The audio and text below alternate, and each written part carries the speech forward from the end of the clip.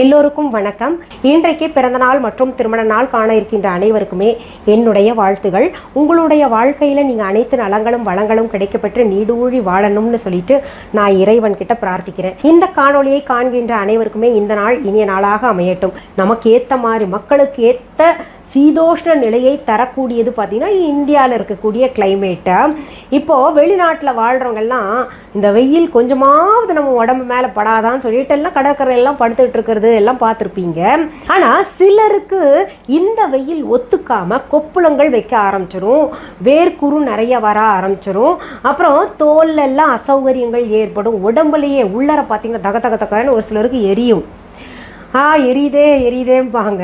என்னதான் காட்டன் துணிகளை போட்டுக்கிட்டா கூட எரியிற மாதிரி இருக்கும். அந்த மாதிரி உடம்பெல்லாம் எரியுது, ரொம்ப வேர்க்குது, கொப்பளங்களாக வைக்கிது, சூடாக இருக்குது, சூடு நான் தாங்க மாட்டேன் அப்படின்னு நினைக்கிறவங்க எல்லாம் என்ன பண்ணுங்க, இந்த சீதோஷ்ண நிலையில் நல்லா விளையக்கூடிய வெள்ளரி பழங்கள் நிறையா சாப்பிடணும். அப்புறம் தர்பூசணி, இங்கே பாருங்கள், தர்பூசணி இருக்கு இல்லையா, அதெல்லாம் ஜூஸ் அடித்து சாப்பிடுங்க, ரொம்ப நல்லது. லெமன் ஜூஸ் எல்லாம் எளிமையாக கிடைக்கக்கூடியது, இதெல்லாம் கம்மி விலை ஆனால் நல்ல நிறைவை தரக்கூடியது. தண்ணியாக மோர் அடித்து சாப்பிடுங்க. பானையில் வச்ச தண்ணி குடிக்கணும். இதெல்லாம் பண்ணிட்டு வந்தோம்னா சரியாக நம்ம உடல் சீதோஷ்ண நிலையை பராமரிக்க முடியும். இப்போது இந்த ஒரு சிலர் என்ன பண்ணுவாங்க, நமக்கு கிடைக்காத பொருள்கள் எல்லாம் போய் தேடிக்கிட்டு இது சாப்பிட்டா ரொம்ப குளுமையாக இருக்குமாமே, அதனால் இந்த பொருள் எங்கே கிடைக்குது அப்படின்னு தேடி அலையிறதை காட்டிலும் நம்ம கண்ணு முன்னாடி நம்ம விவசாயிகள் விளைவித்து தரக்கூடிய பொருள்களை வாங்கி சாப்பிட்றதுனால விவசாயமும் நல்லா இருக்கும், நம்மளும் நல்லா இருப்போம். இளநீரெல்லாம் பாருங்கள், எல்லாம் எதையோ தேடி போயிட்டுருக்காங்க, ஆனால் இளநீரை அவாய்ட் பண்ணுறாங்க. இந்த காலையில் இந்த பழைய சோறு சாப்பிட்றது, இளநீரெல்லாம் சாப்பிடலாம். யார் யாருக்கு ஒத்து வருதோ அவங்கெல்லாம் சாப்பிடலாம். இந்த தர்பூசணி ஜூஸ் எல்லாம் எனக்கு ஒத்து வரும், இதெல்லாம் நான் குடிப்பேன். இந்த கிளைமேட் வந்தாலே என் கணவர் போய் வாங்கிட்டு வந்துடுவார். வெள்ளரிக்காய் தர்பூசணி எல்லாம் வாங்கிட்டு வந்து எந்தெந்த ஃபார்மில் சாப்பிட முடியுமோ அப்படியெல்லாம் சாப்பிடுவோம். இன்றைக்கி இந்த பதிவில் தர்பூசணி ஜூஸ் தான் வீட்டில் எளிமையாக எடுக்கிறது எப்படின்னு பார்க்க போகிறோம். மிக்சியில் அடிக்காமல் அதில் சப்ஜா விதைகளை நம்ம சேர்க்குறோம். சப்ஜா விதைகளில் நிறைய மருத்துவ குணங்கள் இருக்குது. அந்த சப்ஜா விதைகளை நீங்கள் பார்த்திங்கன்னா நல்லா முழுன்னு இருக்கும், தண்ணியில் போட்டோடனே அப்படியே உப்பிக்கிட்டு வரும்ல, அதுதான். அந்த சப்ஜா விதைகளை போட்டு நம்ம ஜூஸ் செஞ்சு சாப்பிட்டோம்னா ரொம்ப நல்லது, ரெட்டிப்பு நன்மையை நமக்கு தரும். ஏற்கனவே ஜூஸோட நன்மை அந்த சப்ஜா விதையும் சேர்ந்ததுன்னா இன்னும் நல்லா இருக்கும்.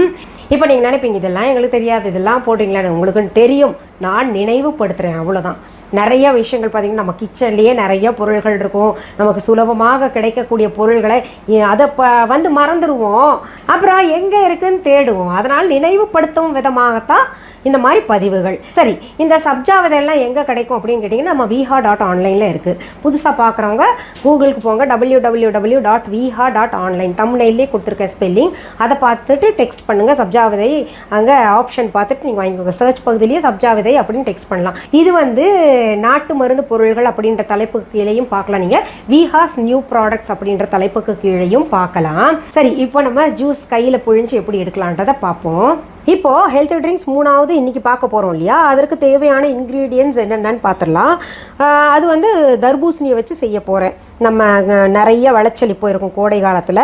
அந்த தர்பூசணி பாதி பழங்கள் எடுத்துருக்கேன். நான் தண்ணி சேர்க்காமல் செய்கிறதுனால எங்கள் வீட்டில் 4 பேர் இருக்கோம் இல்லையா, அதற்கேற்ற மாதிரி பாதி பழம், ஒரு பெரிய பழம் வாங்கிக்கோங்க, அதில் பாதி பழம் எடுத்துக்கோங்க. இப்போ அது உங்களுக்கு 2 பேர் சாப்பிட்றீங்கன்னா அதுலேயும் பாதி எடுத்துக்கணும். அதாவது ஒரு பழத்தில் காவாசி பழம் எடுத்துக்கணும்.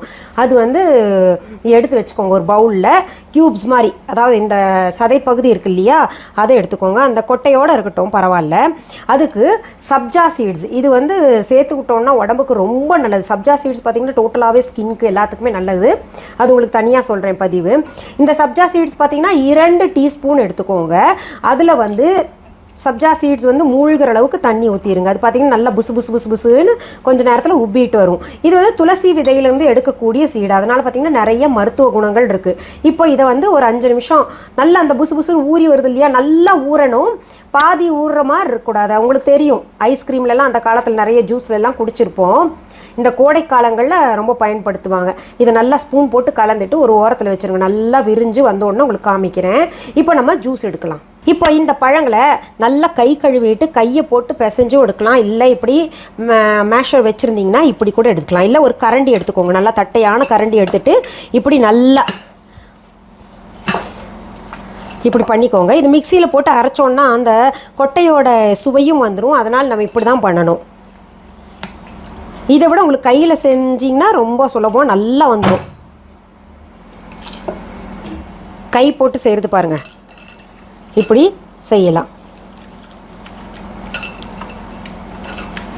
இப்போது நம்ம கையால் பிழிஞ்சோம் இல்லையா, அதை வந்து சுத்தமான துணி ஒன்று வச்சுக்கோங்க. ஜூஸ் பிழியறதுக்குன்னே தனியாக ஒரு துணி வச்சுக்கிட்டு அதில் இப்போ முழுசாகவும் நம்ம பழத்தை இது பண்ணல, கொஞ்சம் கொஞ்சமாக பண்ணுங்கள். ஏன்னா ஒன்றா பண்ண முடியாது நிறையா இருக்கிறனால. இன்னொன்று என் ஹஸ்பண்ட் பண்ணுவாருங்க, மிக்சி ஜாரில் ஒரே ஒரு ஓட்டு ஓட்டுவார், அந்த விதை வந்து உடையாமல் இருக்கணும். அந்த மாதிரி ஓட்டி எடுத்து கூட நீங்கள் பண்ணலாம், அது இன்னும் சுலபமானது. இப்போ பாருங்கள், இப்படி எடுத்துக்கோங்க. நீங்கள்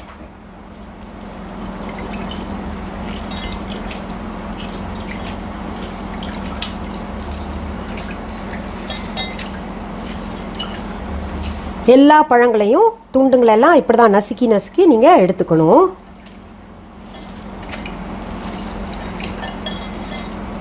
பாருங்கள், இதுவே ரொம்ப சுலபமாக வரும். இது இயற்கையான ஜூஸாக இருக்கும். நம்ம வந்து எந்த மெஷின்லையும் போடாமல் கையால் இப்படி அழுத்தி அழுத்தி எடுத்துக்கலாம். இப்படி சாப்பிட்டா தான் ரொம்ப சுவையாக இருக்கும். இங்கே பாருங்கள், நம்ம இயற்கையாக கையில் புழிஞ்செடுத்தது என்ன நேரம், ஆஹாஹா, பார்க்கும்போதே எவ்வளோ அழகாக இருக்குல்ல. இப்போது நம்ம சப்ஜா விதையை ஊற வச்சோம் இல்லையா, பாருங்கள் 2 நிமிஷத்துலேயே நல்லா புசு புசுன்னு ஊறி வந்துருச்சு. இப்போ ஞாபகம் வருதா, நம்ம சின்ன வயசுலலாம் நிறைய இது சர்பத்தில் போட்டு கொடுப்பாங்க, வாங்கி குடிச்சிருப்போம், அந்த நினைவு வந்திருக்கும். இது ஜூஸில் போட்டு குடித்தோன்னா ரொம்ப பிரமாதமாக இருக்கும். இதை நான் அந்த ஜூஸில் இப்போ கலக்க போகிறேன். இங்கே பாருங்கள், அடா அடா அடா அடா அடா, நான் அழகாக இருக்குல்ல பார்க்க. அப்படியே என்னமோ முத்து முத்தாக கண்ணு மாதிரி இருக்குது. அப்படியே நல்லா கலந்து விட்டுக்கோங்க. இப்போ நம்ம சர்வ் பண்ண வேண்டியது தான்.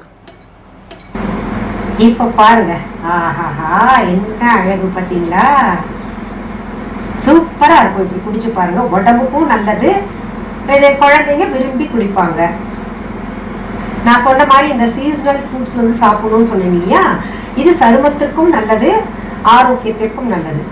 மிக்சியில் அடிக்காமல் கையால் எப்படி ஜூஸ் எடுக்கிறதுன்னு நம்ம பார்த்தோம் இல்லையா, அது செய்யவே எல்லாரும் குடிச்சிட்டாங்க எடுத்துகிட்டு.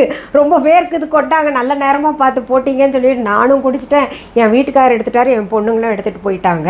சரி, நாங்கள் குடித்தா கூட இப்போ செய்முறையை நான் காமிச்சிட்டேன் இல்லை, இப்போ நீங்கள் செஞ்சு குடிங்க.